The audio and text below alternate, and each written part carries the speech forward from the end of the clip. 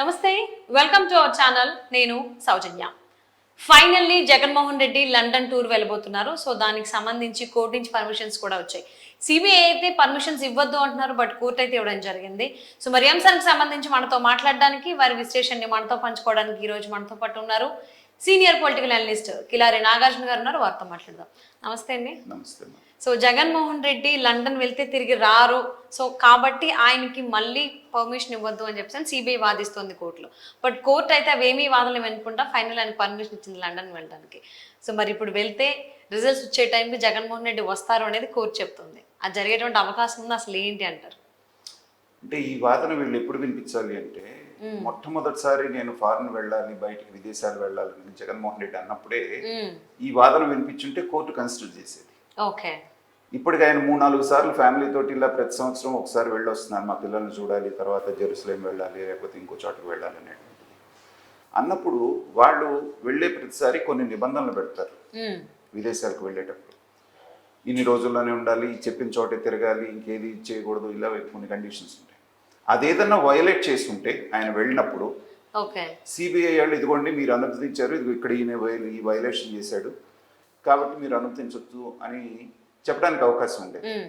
అంతకుముందు అడిగిన ప్రతిసారి ఏమాత్రం ఇబ్బంది పెట్టకుండా ఆయనకి పర్మిషన్ ఇచ్చి, అదే కాకుండా గత 5 సంవత్సరాల్లో 3000 పైగా వాయిదాలకి ఒప్పుకొని, ఈ 5 సంవత్సరాల్లో జగన్మోహన్ రెడ్డి గారు కోర్టుకు వెళ్ళడం మీరు చూసారా? 5 ఏళ్లలో ఒక్కసారి వచ్చారు హైదరాబాద్కి ఆయన కోర్టు. మిగతా అన్ని సార్లు కూడా ఏదో ఒక ఎగ్జామ్షన్ తీసుకోవడం, ఏదో ఒక కారణం తీసుకోవడం చేయడం జరిగింది. అప్పుడంతా మీరు అభ్యంతరం పెట్టకుండా ఆయన ఏదో విదేశాలకు వెళ్తానన్నప్పుడు మాత్రమే ఏదో అయిపోతుందని చెప్పేసి వీళ్ళు అంటాం. పైగా కోర్టు కూడా ఏం చూస్తుందంటే, ఇతను విదేశాలకు వెళ్ళిపోతే కేసులకి ఏమన్నా ఇబ్బంది ఉందా, ఇలా జరుగుతుందన్న ఉద్దేశంతో వాళ్ళు ఏం చేస్తారంటే, అక్రమంగా అనుకున్నటువంటి ఆస్తులన్నింటినీ కూడా వీళ్ళు అటాచ్మెంట్లో పెట్టుకుంటారు.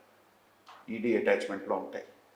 అలా కొన్ని వేల కోట్ల రూపాయల ఆస్తులు వాళ్ళు జగన్మోహన్ రెడ్డి గారివి ఈడీ అటాచ్మెంట్లో ఉన్నాయి. అలాంటప్పుడు వీటినన్నింటినీ వదులుకొని తర్వాత కేవలం 5 సంవత్సరాల క్రితం 151 సీట్ల మెజారిటీతో బ్రహ్మాండమైనటువంటి దీంతో అధికారంలోకి వచ్చినటువంటి మనిషి ఇప్పుడు కూడా ధీమాగా ఓటింగ్ శాతం పెరిగినా కూడా మేమే గెలుస్తాం అనేటువంటి ధీమాలో ఉన్న వ్యక్తి తనని నమ్ముకున్నటువంటి వేలాది కార్యకర్తల్ని, లక్షలాది మంది జనాన్ని వదిలేసి వెళ్ళిపోతాడు అంటే కోర్టు కూడా పెద్దగా పరిగణిస్తుంది. సో ఇవన్నీ ఉన్నాయి కాబట్టి, పైగా వ్యక్తిగతంగా తీసుకున్నా కూడా మనం ఏమంటాము, జగన్మోహన్ రెడ్డి గారి వయసు అంతా కూడా మనకి చాలా చిన్న వయసు. రాజకీయాల్లో గెలిపోవటంలో అనేవి సహజం. మళ్ళీ గెలిచాడా రేపు పొద్దున 2024 బ్రహ్మాండం. ఒకవేళ గెలవకపోయినా మళ్ళీ 2029లో ఛాన్స్ ఉంటుంది కదా. వీటన్నిటినీ వదిలేసుకొని, అందులో ఆయన మాట తప్పను మడం తిప్పను అనేటువంటిది ఆయన స్లోగన్.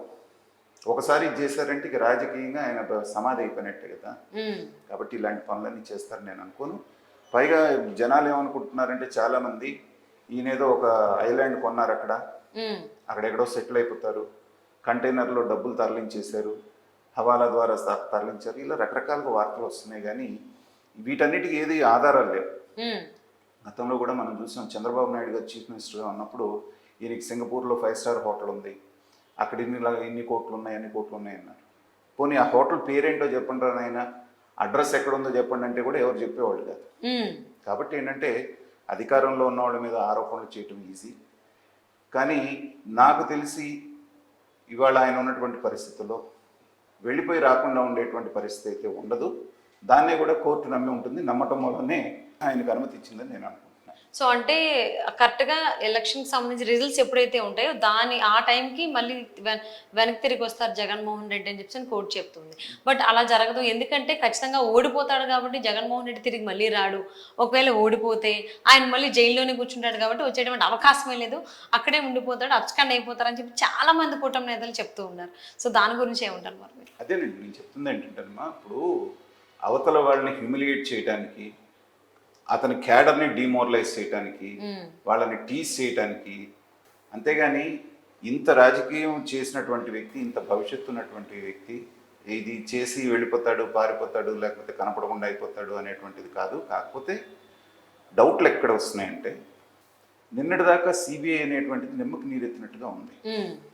అస్సలు ఎన్ని వాయిదాలు కావాలంటే అన్ని వాయిదాలు ఇవ్వటం. ఎప్పుడైతే బీజేపీ అనేటువంటిది తెలుగుదేశానికి దగ్గరైందో, మొన్న వాళ్ళు ఒక అఫిడవిట్ కూడా వేశారు. మీరు ఖచ్చితంగా ఆయన వచ్చినప్పుడల్లా జడ్జిలు మారిపోతున్నారు, జడ్జిలు మారిపోయినప్పుడల్లా మళ్ళీ మొదలు పెడుతున్నాము, దీన్ని త్వరితగతిన మేము చేసేటట్టుగా అవకాశం ఇవ్వాలని చెప్పేసి అడిగారు. అసలు ఆలస్యం అవడానికి కారణం ఎవరు? మీరే కదా. మీరు కనుక నిజంగా క్విక్గా చేయాలి అనుకుంటే అవ్వదా? అఫిడవిట్ ఎప్పుడు వేశారు? కూటమిలోకి బీజేపీ వచ్చిన తర్వాత. అంటే జగన్ పట్ల బీజేపీ యొక్క స్వరం మారుతోందనడానికి అది ఉదాహరణ. తర్వాత ఈయన విదేశాలకు పంపించొద్దని గట్టిగా వాదించడం అనేటువంటిది ఏంటంటే ఇది రెండో ఉదాహరణ. ఇప్పటిదాకా మాట్లాడినటువంటి సిబిఐ ఇప్పుడు అడ్డుపడుతోందంటే ఏంటంటే ఈయన ఏదన్నా చేయడానికి ఆలోచిస్తున్నారా అనేటువంటిది జనంలోకి పంపించడానికి ప్రతిపక్షాలు ఇచ్చేటువంటి ఫీలర్సే. కానీ అతను ఫేస్ చేస్తాడు, చెయ్యాలి, వేరే గత్యంతరం లేదు.